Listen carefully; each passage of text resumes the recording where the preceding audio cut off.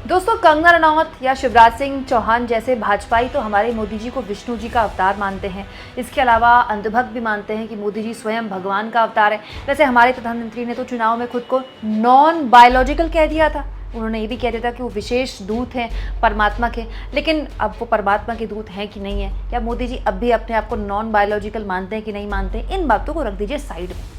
ये तो आपको मानना पड़ेगा कि हमारे मोदी जी के रूप बहुत सारे हैं। जैसे आजकल चुनाव नहीं है ना देश में, तो प्रधानमंत्री नॉर्मल प्रधानमंत्री की तरह बात करते हैं, कुछ ऐसी बयानबाजी नहीं करते जिस पर किसी को कोई आपत्ति हो। लेकिन फिर अचानक चुनाव आते तो मोदी जी को पता नहीं क्या हो जाता है। कर्नाटक में चुनाव में जय बजरंगबली के नारे लगाने लगे, और इस बार लोकसभा चुनाव में तो बाप रे बाप, मुजरा, मंगलसूत्र, मछली, मटन, मतलब मोदी जी ने कुछ ही नहीं छोड़ा। वैसे ही हमारे मोदी जी जब घर पे रहते हैं, मतलब देश में रहते हैं, तो बातें कुछ और करते हैं, लेकिन विदेश में जाते हैं तो बातें कुछ और हो जाती हैं। और बातें ही नहीं हो जाती हैं, बाकायदा पूरी की पूरी पॉलिटिक्स मोदी जी की बदल जाती है। दोस्तों, पिछले 10 सालों में सोशल मीडिया के जरिए लगभग हर दिन हमको बताया जाता है कि इस देश का अगर किसी ने कचरा किया है, कबाड़ा किया है, तो वो महात्मा गांधी ने किया है। महात्मा गांधी को लेकर तमाम तरह की घटिया, वाहियात और एक नंबर की झूठी बातें व्हाट्सएप यूनिवर्सिटी ने जो फैलाई हैं, वो आपके हमारे दिलो दिमाग में बैठा दी गई, सिर्फ इसीलिए, बताने के लिए कि नेहरू और गांधी इस देश के असली विलन हैं। और अगर नेहरू और गांधी ना होते तो पता नहीं आज़ाद भारत की शक्लो सूरत आज बिल्कुल अलग होती। लेकिन इसमें दिक्कत ये है दोस्तों कि विदेश में जब मोदी जी जाते हैं तो उन्हीं बापू को श्रद्धांजलि देनी पड़ती है, और उन्हीं बापू से आशीर्वाद लेना पड़ता है, और उनके आगे नमन करना पड़ता है। दोस्तों, प्रधानमंत्री इस वक्त यूक्रेन के दौरे पर है, और बेहद ही महत्वपूर्ण यूक्रेन का दौरा भारत के लिए है, यूक्रेन के लिए भी है, तब जब वॉर जोन वाली स्थितियां वहां अब भी हैं। प्रधानमंत्री यूक्रेन में थे और वहाँ जेलेंस्की से उन्होंने मुलाकात की, वहाँ रह रहे प्रवासी भारतीयों से भी उन्होंने मुलाकात की। लेकिन इस तस्वीर पर सबकी निगाहें चली गई। ये तस्वीर खुद सोशल मीडिया में मोदी जी ने शेयर की है, जिसमें उन्होंने बताया है कि वो कीव पहुंचकर किस तरह से बापू को श्रद्धांजलि दे रहे हैं। दोस्तों, ये वही महात्मा गांधी हैं जिनको लेकर क्या क्या बातें पिछले 10 सालों में हमने नहीं सुनी है। लेकिन सच्चाई ये है दोस्तों कि अगर किसी की शख्सियत वाकई महान है और उसका जो पूरा का पूरा ऑरा है उस शख्स का, वो इतना बड़ा है कि आप कुछ भी बोलें उसके खिलाफ, आप उस पर डेंट नहीं कर सकते। दोस्तों, प्रधानमंत्री मोदी की पार्टी या अंधभक्त गांधी को लेकर जो भी बोले, सच्चाई तो यह है कि मोदी जी जब भी विदेश जाते हैं उनको ऐसी किसी गांधी प्रतिमा के आगे शीश नवाने पड़ते हैं, हाथ जोड़ना पड़ता है। सच्चाई यही है दोस्तों कि प्रधानमंत्री दुनिया में कहीं भी जाएं वो यही बताते हैं कि मैं गांधी के देश से आया हूँ। दोस्तों, महात्मा गांधी को आज एक बहुत बड़ी आबादी है जो बहुत नापसंद करती है। हालांकि उन्होंने महात्मा गांधी पर कभी एक किताब भी नहीं पढ़ी होगी, उन्हें पता भी नहीं होगा महात्मा गांधी कौन है। नोट पे छपी तस्वीर से ऊपर महात्मा गांधी उनके लिए कुछ नहीं है। लेकिन फिर भी इस देश की हर समस्या के लिए महात्मा गांधी को जिम्मेदार मानने वाले लोग क्या ये समझते हैं कि आज भी महात्मा गांधी भारत के सबसे बड़े और सबसे मजबूत ब्रांड एम्बेसडर हैं। वो शख्सियत है महात्मा गांधी जिन पर जितनी किताबें छपी हैं और जिस जिस देश में उनकी प्रतिमा है, शायद ही किसी नेता की दुनिया भर में मतलब इतनी बड़ी ख्याति होगी। वो महात्मा गांधी हम सबकी साझा विरासत हैं, और ये घर में रहकर एक्सेप्ट करना पड़े ना करना पड़े, विदेश में जाकर मोदी जी को करनी ही पड़ती है। कुछ ऐसा ही 3 दिन पहले प्रधानमंत्री के साथ तब और हुआ था जब मलेशिया के प्रधानमंत्री अनवर इब्राहिम भारत दौरे पर थे, और प्रधानमंत्री ने उनके साथ मंच साझा किया, साझा बयान जारी हुआ। मोदी जी भी बोले और मलेशिया के प्रधानमंत्री भी बोले। लेकिन उस बीच कुछ ऐसा हो गया जो सिलेबस से थोड़ा बाहर आ गया। मतलब नेहरू जी की तारीफ कर दी अनवर इब्राहिम ने, मलेशिया के प्रधानमंत्री ने। सुनिए वो क्या कर रहे थे। Jawaharlal Nehru and Tun Abdul Rahman has established good relations, but we realize under our generation that this must be further strengthened in a multitude of areas. दोस्तों, मलेशिया के संबंध नेहरू के ज़माने में ही स्थापित हो गए, और उस संबंध को लगातार अलग अलग जनरेशन्स आगे बढ़ाती रही मलेशिया और भारत की।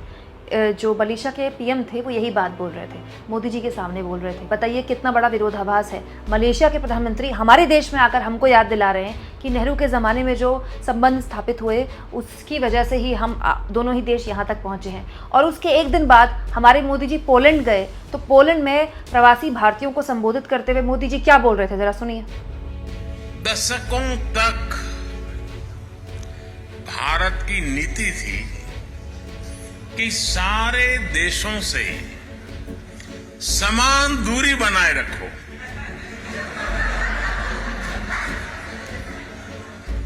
के भारत की नीति है, सारे देशों से समान रूप से नजदीकी बनाओ।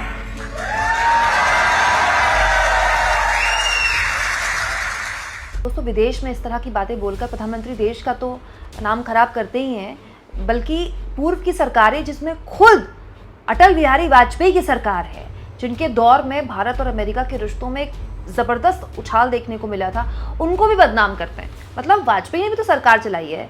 क्या ऐसा हो सकता है कि वाजपेयी सरकार में भी इस तरह की नीति हो कि कैसे देशों से दूरी बनाई जाए?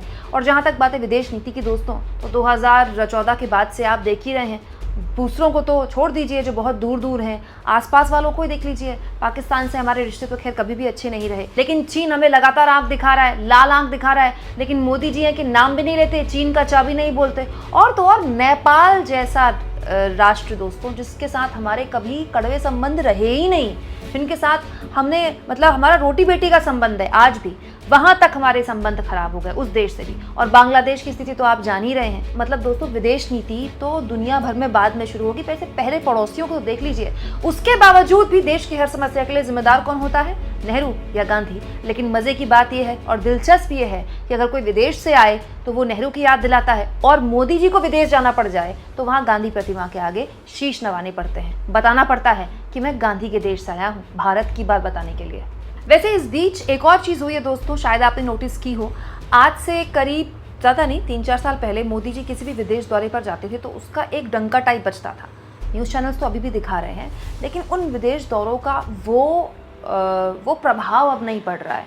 आप देखिए, प्रधानमंत्री तीसरी बार बनने के बाद मोदी जी सबसे पहले रशिया गए, उसका भी टेलीविज़न चैनल्स में वैसा ही कवरेज है, लेकिन क्या वैसा प्रभाव आम जनमानस के बीच है? ना। या पोलैंड गए मोदी जी, तो पोलैंड जाने वाले भी मोदी जी 40 साल बाद पहले पीएम थे भारत के, तो भी ऐसा कोई डंका टाइप का नहीं बजा। और यूक्रेन जाने में भी ये बात सही है कि टीवी चैनल चला रहे हैं जैसे हमेशा से चलाते रहे हैं, लेकिन वो जो एक माहौल होता था मोदी जी के विदेश जाने का, विदेश में उनका डंका टाइप का बजता था, उस टाइप का डंका बज नहीं रहा है। ऊपर से इस तरह की तस्वीरें। हालांकि मैं मानती हूँ दोस्तों कि विदेश दौरों का जो आकलन होता है किसी भी प्रधानमंत्री का, वो कितनी मीडिया कवरेज हुई और कितने बड़े स्तर पर भारतीय प्रवासियों को संबोधित किया गया, इससे नहीं होना चाहिए। और तरीका यही होता है कि प्रधानमंत्री किसी भी विदेश दौरे पर जाएं तो प्रेस कॉन्फ्रेंस करके बताएं, जो कि इससे पहले डॉक्टर मनमोहन सिंह और उससे पहले कई पीएम किया करते थे, वाजपेयी भी किया करते थे। लेकिन मोदी जी ने चलन बंद कर दिया है। अब पता ही नहीं चलता है कि मोदी जी अगर किसी विदेश दौरे में गए हैं तो वहाँ जो फ़ोटोज़ बाहर आती हैं और जो साझा बयान आते हैं, उसके अलावा देश को क्या मिला उससे, एग्जैक्टली उस पूरे के पूरे विजिट का क्या महत्व है, वो देश के पास उस तरह से नहीं पहुंचता जिस तरह से पहुंचना चाहिए। बड़े अंग्रेजी अखबार उसको छाप देते हैं, लेकिन पूरी की पूरी मीडिया कवरेज बस इसी पर ही होती है कि मोदी जी के कंधे पे किसने हाथ रख दिया, मोदी जी को किसने सलाम ठोक दिया, मोदी जी के किसने पैर छू लिए, या मोदी जी किस तरह से एंट्री ले रहे थे। ये गलत है। विदेश नीति और विदेश यात्राओं का जो आकलन है वो तस्वीरों से नहीं, तस्वीरों के पीछे जो अंदर खाने खबरें होती हैं उससे होता है। दोस्तों, आपको क्या लगता है, बीजेपी या अंधभक्त जो महात्मा गांधी और नेहरू का नाम नहीं उनको अच्छा लगता है, उन महात्मा गांधी और नेहरू की जब तारीफ हो या उनकी मूर्ति पर फूल चढ़ाने पड़े विदेश जाकर मोदी जी को, तो उनको कैसा लगता होगा? कमेंट बॉक्स में ज़रूर लिखें। और जितना हो सके दोस्तों, चैनल को शेयर करें, सब्सक्राइब करें और थैंक्स और ज्वाइन, ये 2 ऑप्शंस हैं जिसके ज़रिए आर्थिक तौर पर भी आप चैनल के हाथ मजबूत कर सकते हैं।